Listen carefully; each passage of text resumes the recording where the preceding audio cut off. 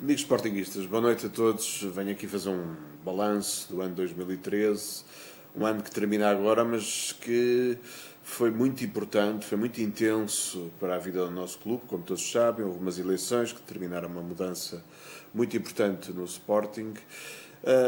Eu recordo que há um ano atrás, portanto no final de 2012, nós estávamos à beira do abismo.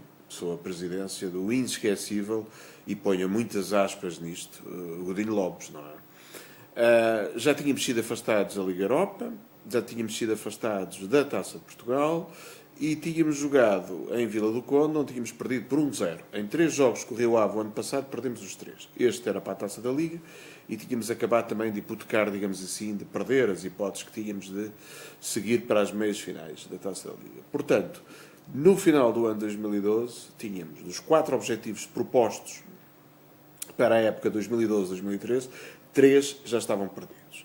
E o que restava, o mais importante, a Liga, não é?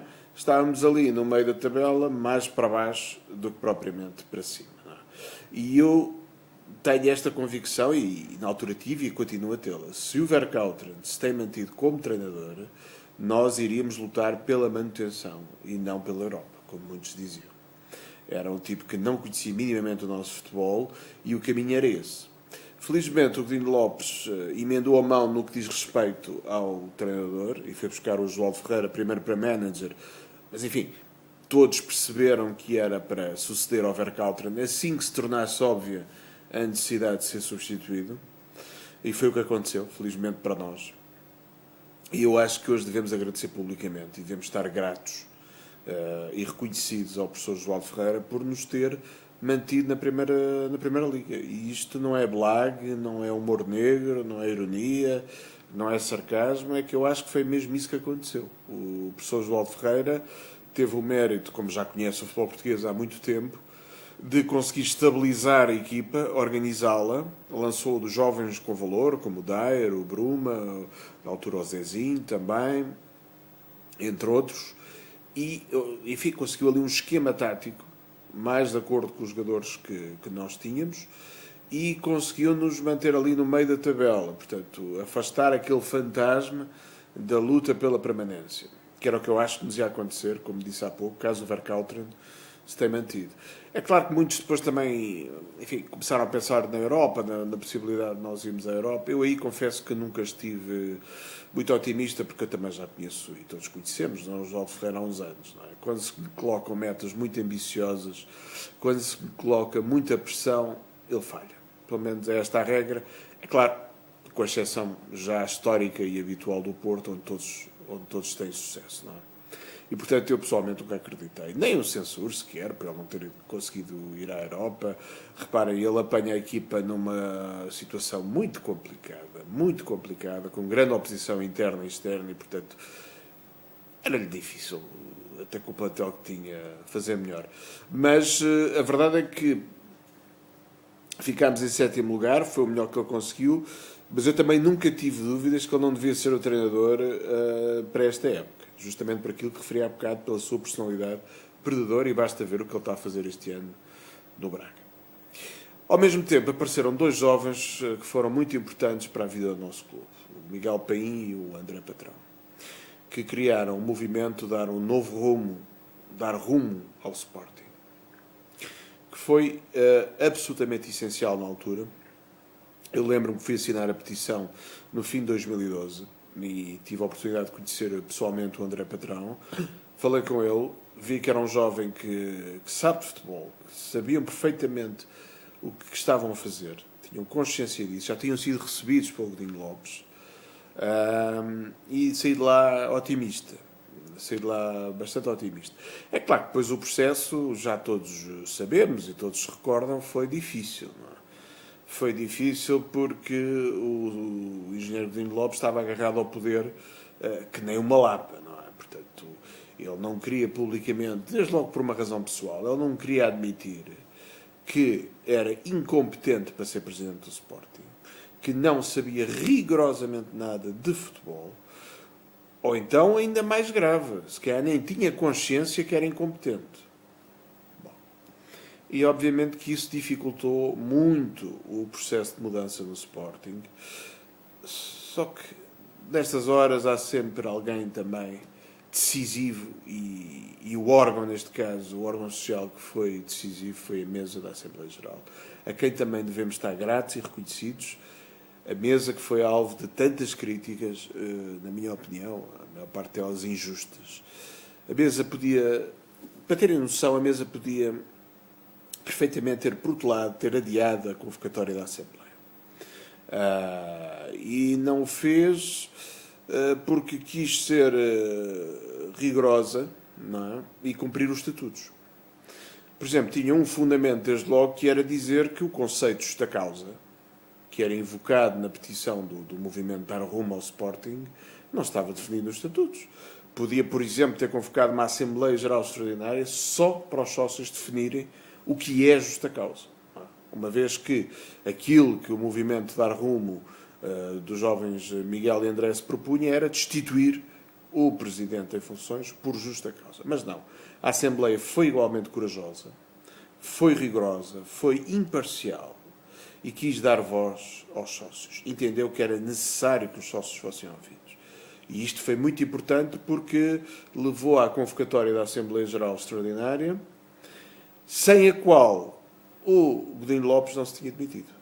Ou seja, só quando é convocada a Assembleia Geral Extraordinária, naquela conferência em que o professor Daniel Sampaio ainda teve que enfrentar, mais os restantes secretários da mesa, aquele momento desagradável dos ovos, não é? Daquele grupo que se infiltrou na conferência. Só depois da Assembleia estar convocada para o Estádio de Alvalade, para a bancada poente, é que Godinho Lopes caiu, digamos assim, na realidade. E, portanto, percebeu que, caso a Assembleia se realizasse, se viesse a realizar no sábado, iria ser destituído, iria ser despedido, iria passar por uma situação vexatória, uma vergonha, que era o primeiro presidente, ser o primeiro presidente do Sporting Clube de Portugal, despedido numa Assembleia Geral, publicamente, num estádio do clube. Quer dizer, e ele aí cai na realidade e tenta sair de forma negociada e chega-se àquele consenso da admissão em bloco dos órgãos sociais, também porque, é bom da verdade, o Eduardo Barroso já estava farto também das funções que estava a exercer como Presidente da Mesa, ao próprio dizer publicamente, e foi melhor assim, porque assim, todos aqueles que queriam o bem do Sporting e que estavam, digamos assim, a ver o que estava a passar, queriam obviamente a saída do Godinho Lopes. Mas todos também preferiam que ele se demitisse, não é? E não que o clube ficasse associado a um despedimento em praça pública numa Assembleia Geral, que, enfim, seria sempre uma imagem que, se pudéssemos evitar, seria sempre melhor. Foram então convocadas as eleições, vieram as eleições, eu apoiei o Bruno Carvalho desde o início, sempre muito ativo aqui nas redes sociais, porque entendi desde a primeira hora que as eleições não estavam ganhas, ao contrário do que se queria fazer passar. Não estavam ganhas e a prova disso é que os resultados finais acabaram por ser relativamente equilibrados, e se fosse ainda com o número de votos anterior, ainda teriam sido mais equilibrados, e estamos a falar de um candidato que não queria ser presidente, do José Conceiro, que foi literalmente obrigado a ser candidato. Imaginem se tivéssemos outro candidato da área do roquetismo que quisesse mesmo ser presidente. Porventura as eleições seriam ainda mais equilibradas. E a verdade é que eu tive o receio que o José Conceiro ganhasse as eleições até ao dia das eleições, até às 2 da manhã, e esse receio foi reforçado no próprio dia, quando eu fui votar cerca da hora do almoço e vejo, mas antes de sair de casa, vejo as primeiras imagens que foram passando na televisão e vejo aqueles sócios logo da velha guarda, não é? A malta mais velha, com mais votos, que normalmente decidem as eleições e que decidiram em 2011 a favor do Godinho Lopes, logo ali às 10 da manhã a protestarem porque já havia um atraso na abertura das urnas. Eu vi logo, isto é a malta que quer evitar que o Sporting vá cair nas mãos do aventureiro, do novo Vale Azevedo. E, portanto, tive sempre, até ao último minuto, muitas dúvidas se o Bruno Carvalho, efetivamente, ganharia as eleições ou não. Felizmente, ganhou. Com o Bruno Carvalho, eu diria, tudo mudou. Ele ganhou e tudo mudou. Desde logo passámos a ter um presidente que sabe o que é a palavra liderança. É, no fundo, um presidente que é, como dizia outro dia o Vicente Moura, que é um dos seus vice-presidentes, um líder nato, com tudo o que isto significa. O Sporting, depois de João Rocha, volta a ter um presidente que é um líder nato. E isso já se refletiu nos primeiros meses do mandato de Bruno Carvalho. Neste momento, quem manda no Sporting é o presidente. E há muitos anos que nós precisávamos disso. O Sporting, neste momento, tem uma estratégia, tem um rumo, concordo só não com ele, e tem indiscutivelmente uma liderança fortíssima. O Sporting neste momento fala a uma só voz.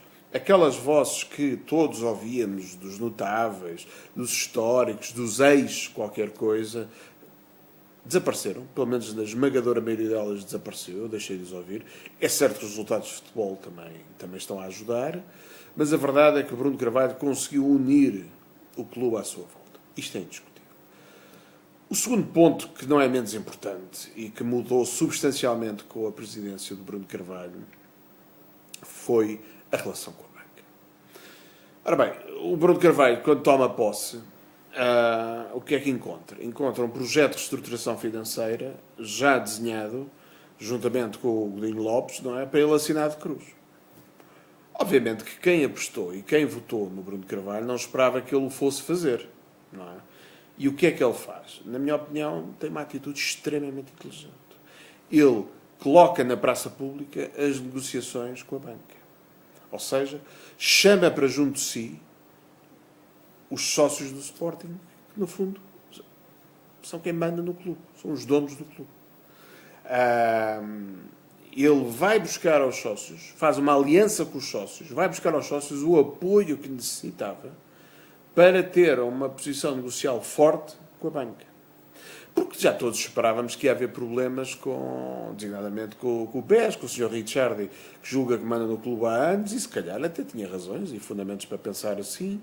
E é claro que já todos pensámos que ia haver ali um atrito, porque o Bruno Carvalho ia querer afirmar-se, e a forma que ele entendeu de ganhar força no desenho e na negociação e na elaboração do projeto de reestruturação financeira foi dar aquela conferência de imprensa em que publicita as matérias que estavam pendentes de acordo, com exceção daquelas, obviamente, que estavam cobertas pelo sigilo. E com isso ganha uma força imensa. Então, quer dizer, nós somos o Sporting Clube Portugal, temos uma força popular, social e histórica tremenda. Obviamente que qualquer presidente que fizesse isso enfraqueceria automaticamente a posição da banca, fosse do BES, fosse do Milénio. Ou seja, Bruno Carvalho fez exatamente o contrário do que todos os presidentes do roquetismo, que, e isto é importante dizê-lo, tiveram sempre em conta mais os interesses da banca, ou se quiserem, de outra maneira, governaram mais para a banca do que para o Sporting. E foi assim durante 17 anos, desde 95 até 2013. É bom não esquecer. Se quiserem, até podemos fazer uma analogia com a situação do país. O roquetismo correspondeu à dupla Gaspar-Passos Coelho, que, em caso de dúvida, optavam sempre pelos interesses, e optaram durante 2 anos pelos interesses da Troika.